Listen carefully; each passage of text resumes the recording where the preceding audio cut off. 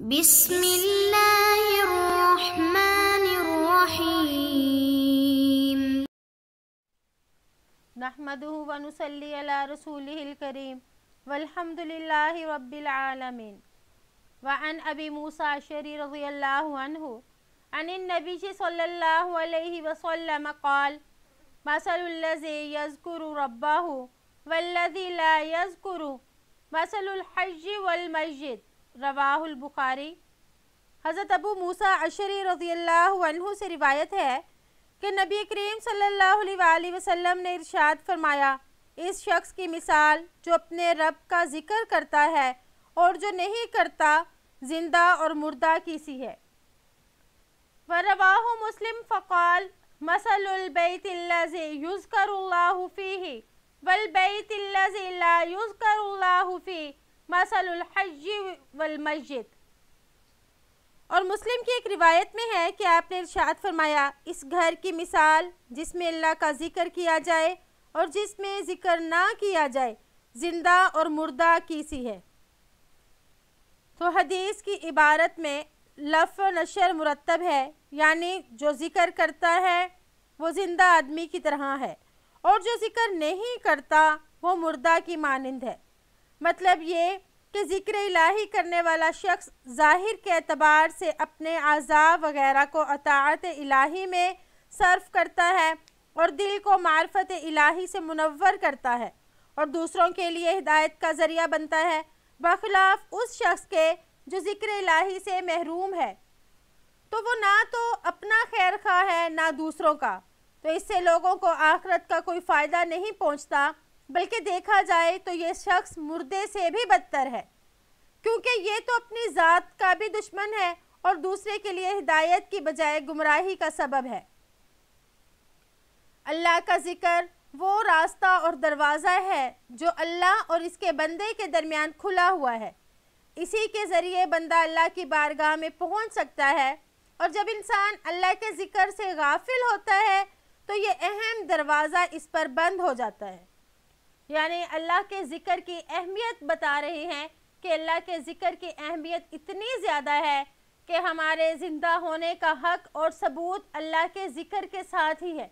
यानी ज़िक्र करेंगे तो गोया कि हम ज़िंदगी का हक़ अदा कर रहे हैं। वअन अबी हुरैरा रज़ियल्लाहु अन्हु अन्ना रसूलल्लाह सल्लल्लाहु अलैहि वसल्लम क़ाल यक़ूलुल्लाहु तआला अना इंदा ज़न्नि अब्दी बी व अना मअहु इज़ा ज़करनी। हज़रत अबू हुरैरा रज़ियल्लाहु अन्हु से रिवायत है कि रसूलुल्लाह सल्लल्लाहु अलैहि वसल्लम ने अल्लाह ताला का ये इरशाद नकल फरमाया कि मैं अपने बंदे के गुमान के साथ हूँ और मैं इसके साथ होता हूँ जब वो मुझे याद करता है। फ़इन ज़करनी फ़ी नफ्सिही ज़करतुहु फ़ी नफ्सी वइन ज़करनी फ़ी मलाइन ज़करतुहु फ़ी मलाइन ख़ैरि मिनहुम। मुत्तफ़क़ुन अलैह। अगर वो मुझे दिल में याद करता है तो मैं भी इसे दिल में याद करता हूँ। अगर वो मुझे किसी मजलिस में याद करे तो मैं इसे इससे बेहतर मजलिस में याद करता हूँ। तो इस हदीस के बारे में उलमा का ये भी कौल है कि यहाँ पर ज़न यकीन के माना में है, यानी अना इंदा ज़न्नि अब्दी बी, कि मैं अपने बंदे के गुमान यानी अपने बंदे के यकीन के साथ होता हूँ कि अगर वो अफ़ू व माफ़ी की यकीन रखे तो मैं इसको माफ़ कर देता हूँ, अगर मेरे अज़ाब का यकीन रखता हो तो मैं इसको अज़ाब देता हूँ। उलमा फरमाते हैं कि इस इरशाद से लोगों को तरगीब देनी है कि अल्लाह की रहमत और उम्मीद को इसके अज़ाब और खौफ पर गालिब रखना चाहिए। अल्लामा कुतुबुद्दीन रहिमहुल्लाह ने एक रिवायत नकल की कि क़यामत के दिन एक शख्स को जहन्नुम में ले जाने का फ़ैसला होगा।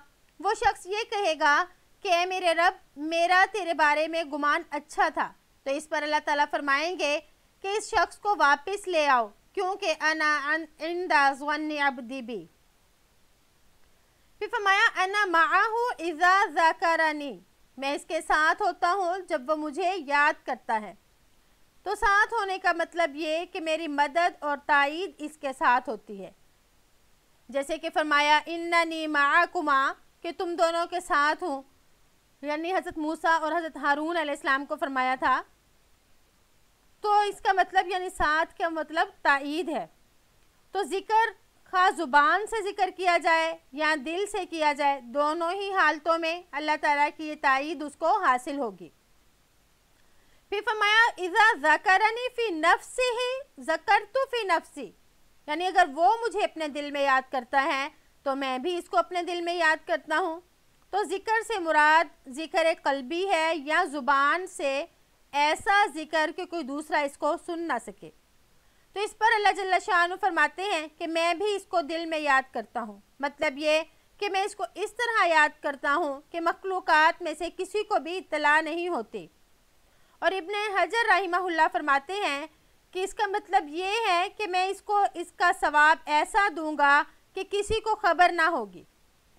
फिर फरमाया कि अगर वो मुझको मजलिस में याद करता है तो मैं इसको इससे बेहतर मजलिस यानी फ़रिश्तों की मजलिस में याद करता हूँ। तो इस जुमले से ये मुगालता नहीं लगना चाहिए कि फ़रिश्ते इंसानों से अफजल हैं। यही मुगालता जो है ये मुताज़िला को लगा। इस जुज़ का मतलब ये कि अल्लाह इनका तज़किरा फरमाते हैं मुक़र्रबीन फ़रिश्तों के सामने, या मतलब ये कि अरवाहुल मुस्लिमीन के सामने इसका तज़किरा किया जाता है, या ये कि फ़रिश्तों को बेहतर यहाँ पे इबादत के तौर पे कहा और गुनाहों से बचने के तौर पे कहा कि फ़रिश्ते चूँकि गुनाह नहीं करते और इंसान गुनाहों में मुब्तला रहता है तो इसलिए फ़रमाया कि फ़रिश्तों के महफिल में इसका तज़किरा किया जाएगा। वल्लाहु आलम बिस्सवाब। वअन्हु क़ाल क़ाल रसूलुल्लाह सल्लल्लाहु अलैहि वसल्लम सबक़ल मुफ़र्रिदून क़ालू वमल मुफ़र्रिदून या रसूलल्लाह क़ाल ज़ाकिरून अल्लाह कसीरन व ज़ाकिरात। रुवियल मुफ़र्रिदून बितशदीदिर रा व तख़फ़ीफ़िहा वल मशहूरुल लज़ी क़ालल जमहूर तशदीद। हज़रत अबू हुरैरा रज़ियल्लाहु अन्हु से रिवायत है कि रसूलुल्लाह सल्लल्लाहु अलैहि वसल्लम ने फरमाया कि मुफ़र्रिदून लोग नंबर ले गए। सहाबा इकराम ने अर्ज़ किया या रसूलल्लाह मुफ़र्रिदून कौन हैं? फरमाया वो मर्द और औरतें जो अल्लाह ताला को कसरत से याद करते हैं। मुफ़र्रिदून में एक रिवायत रा की तशदीद के साथ भी है और दूसरी रिवायत रा में तख़फ़ीफ़ भी है, मगर अक्सर उलमा के नज़दीक तशदीद के साथ है। इस हदीस का एक शान वरूद है, यानी जैसे कुरान पाक की आयत का शान नज़ूल होता है तो अहादीस का शान वरूद होता है। यह हदीस आप सल्लल्लाहु अलैहि वसल्लम ने इस वक्त इरशाद फरमाई जबकि आप सल्लल्लाहु अलैहि वसल्लम मक्का से मदीना की तरफ तशरीफ़ ला रहे थे और हमदान पहाड़ पर मौजूद थे जो मदीने से एक मंजिल के फासले पर है। तो इस वक्त बाज़ सहाबा रज़ियल्लाहु तआला अन्हुम तेज़ी से अपने घर की तरफ रवाना हो गए। तो इस मौके पर आप सल्लल्लाहु अलैहि वसल्लम ने इन सहाबा से जो पीछे रह गए थे इनसे दरियाफ़त फरमाया कि आगे बढ़ने वाले कौन हैं। मतलब तो बिल्कुल ज़ाहिर था कि आगे बढ़ने वाले वो हैं जो मदीना में हमसे पहले दाखिल हो गए, मगर सहाबा इकराम ने समझा कि इस सवाल का मतलब कुछ और होगा, तो इस बिना पर आपने हमसे दरियाफ़त फरमाया है। तो इस पर आप सल्लल्लाहु अलैहि वसल्लम ने फरमाया कि आगे बढ़ने वाले वो हैं जो अल्लाह की याद में कसरत से मशगूल रहते हैं। उलमा फरमाते हैं जब भी सहाबा रज़ियल्लाहु अन्हुम का जहन दुनिया की तरफ जाता तो आप सल्लल्लाहु अलैहि वसल्लम फ़ौरन इनको आखिरत की याद दिलाते।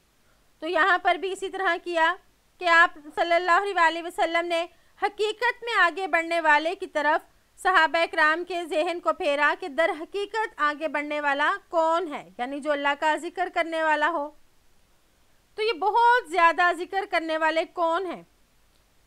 तो उठते बैठते सोते जागते जो भी दुआएं नबी सल्लल्लाहु अलैहि वसल्लम से जिन औकात की मनकूल हैं इनको पढ़ने से आदमी कसरत जिक्र करने वालों की सफ़ में शामिल हो जाता है। यही बात हज़रत अब्दुल्ला बिन अब्बास रज़ियल्लाहु अन्हुमा ने फरमाई। और दूसरी रिवायत इब्ने अब्बास रज़ियल्लाहु अन्हुमा से ये भी है कि नमाज़ों के बाद ज़िक्र और सुबह और शाम और रात को सोने से पहले और जब सो कर उठे, यानी इन औकात में जो दुआएं हैं मसनून वो पढ़ ले तो ऐसा शख्स भी कसरत से ज़िक्र करने वालों में शामिल हो जाएगा। और इसी तरह मुजाहिद रहिमहुल्लाह का कौल ये है कि जो शख्स उठते बैठते सोते वक्त ज़िक्र करेगा वो कसरत से ज़िक्र करने वालों में शामिल हो जाएगा। तो इससे हमें मालूम हुआ कि हम ये जो मौका महल की दुआएं हैं इनका एहतमाम करें और इनको पढ़ा करें। वअन जाबिर रज़ियल्लाहु अन्हु क़ाल समिअतु रसूलल्लाह सल्लल्लाहु अलैहि वसल्लम यक़ूल अफ़ज़लु ज़िक्रि ला इलाहा इल्लल्लाह रवाहु तिर्मिज़ी व क़ाल हदीसुन हसन। हज़रत जाबिर रज़ियल्लाहु अन्हु से रिवायत है कि मैंने रसूलुल्लाह सल्लल्लाहु अलैहि वसल्लम को ये फरमाते हुए सुना कि सबसे अफजल ज़िक्र ला इलाहा इल्लल्लाह है। तो इस हदीस में कलमा तौहीद को सबसे अफजल ज़िक्र फरमाया, क्योंकि यही कलमा दीन की बुनियाद है और दीन की चक्की इसी कलमे के गिर्द घूमती है। कलमा तौहीद को सबसे अफजल इसलिए फरमाया कि ये कलमा ज़ाहिरी और बातनी सफाई के लिए बहुत मौसर है, क्योंकि जब बंदा ला इलाहा इल्लल्लाह कहता है तो इससे तमाम बातिल माबूदों की नफ़ी हो जाती है, और जब इल्लल्लाह कहता है तो एक माबूद हकीकी का इकरार हो जाता है।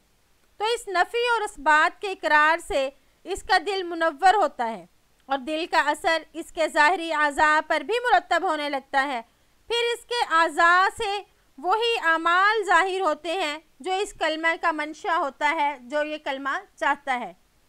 इसी वजह से एक हदीस में आता है कि ईमानी कैफियत को कल्ब में तरोताज़ा रखने के लिए इस कलमे को पढ़ने का हुक्म दिया गया, क्योंकि कल्बी कैफियत का असर ज़ाहरी आज़ा पर मुरतब होगा। तो वो रिवायत ये है, यानी उसका तर्जुमा है कि हज़रत अबू हुरैरा रज़ियल्लाहु अन्हु से रिवायत है कि आप सल्लल्लाहु अलैहि वसल्लम ने फरमाया, अपने ईमान को ताज़ा करते रहा करो।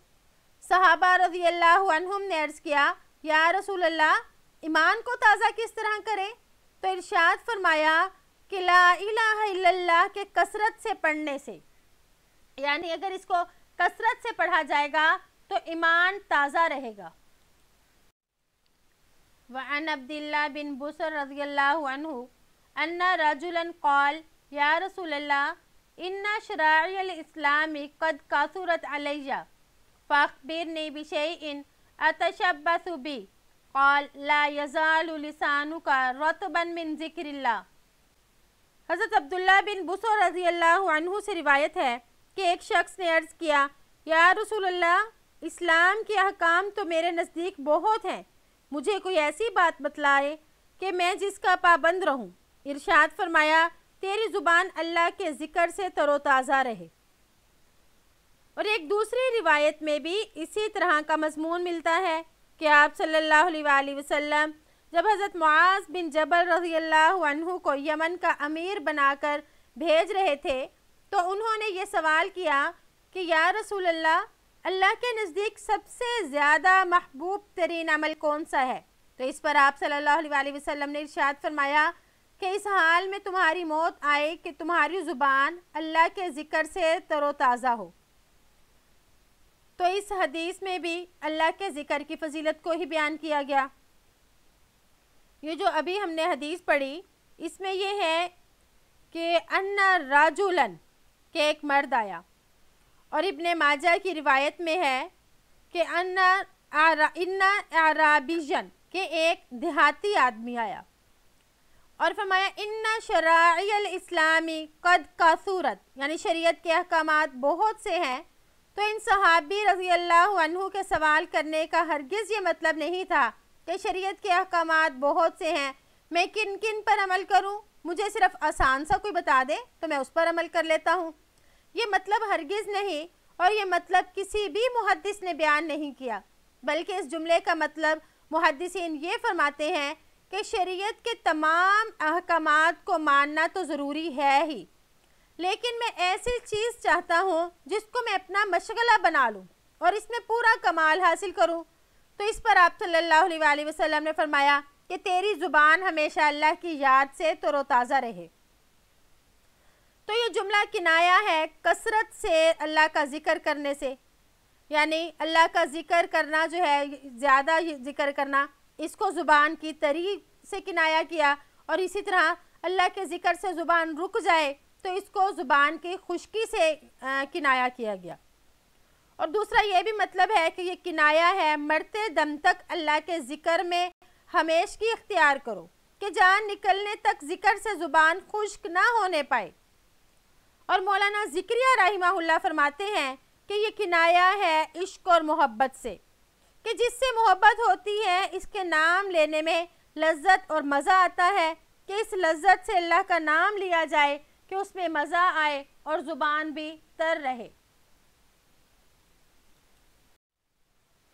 वअन जाबिर रज़ियल्लाहु अन्हु अनिन नबी सल्लल्लाहु अलैहि वसल्लम क़ाल मन क़ाल सुब्हानल्लाहि व बिहम्दिही गुरिसत लहू नखलतुन फिल जन्नह, रवाहु तिर्मिज़ी व क़ाल हदीसुन हसन। हज़रत जाबिर रज़ियल्लाहु अन्हु से मरवी है कि नबी सल्लल्लाहु अलैहि वसल्लम ने इरशाद फरमाया, जो शख्स सुभान अल्लाह व बिहम्दिही पढ़ता है इसके लिए जन्नत में खजूर का एक दरख्त लगा दिया जाता है। नखला ये खजूर के दरख्त को कहते हैं, और निसाई की एक रिवायत में नखला की जगह शजरा है। दोनों का मफहूम एक ही है। तो इस हदीस में नखला यानी खजूर का दरख्त कहा गया। खजूर का दरख्त ज़्यादा है नफ़े के एतबार से आम दरख्तों से, और अरबों में यही दरख्त ज़्यादा पाया जाता था। तो कुरान में भी मोमिन की मिसाल इसी दरख्त के साथ दी गई, जिसमें फरमाया अलम तरा कैफ़ा ज़रबल्लाहु मसलन कलिमतन तय्यबतन कशजरतिन तय्यबा, यानी कि आप सल्लल्लाहु अलैहि वसल्लम को मालूम नहीं कि अल्लाह ने कैसी मिसाल बयान फरमाई है कलिमा तय्यबा की, कि वह मुशाबे है पाकीज़ा दरख्त के। और इस हदीस से भी मालूम होता है कि जन्नत में अगरचे बागात हैं, मगर कुछ हिस्सा चटियल मैदान की सूरत में भी है। आदमी जितना इन अल्फाज को पढ़ेगा इतने ही इसके दरख्त लगते जाएंगे। तो इससे हमें ज़िक्र की फजीलत मालूम हुई कि हमारा कोई वक्त भी ऐसा नहीं होना चाहिए जो ज़िक्र से खाली हो। हमें हर वक्त अपनी जन्नत की फ़िक्र करनी चाहिए, अपनी जन्नत को सजाना चाहिए और अपनी ज़ुबान को ज़िक्र से तर रखना चाहिए। उम्मीद है कि आपको आज का सबक समझ आ गया होगा। अस्सलामु अलैकुम व रहमतुल्लाहि व बरकातुहू।